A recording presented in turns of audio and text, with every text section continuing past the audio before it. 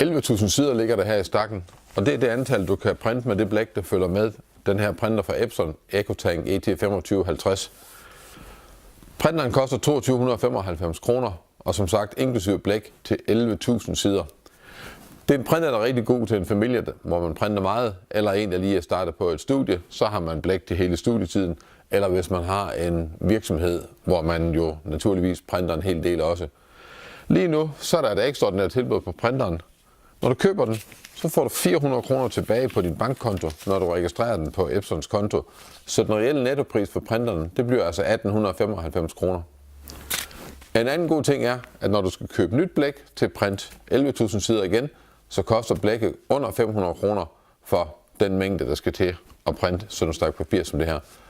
Kig ind i butikken og få vejledning omkring, hvilken printer, der passer bedst til dit printbehov. Velkommen hos Højdata.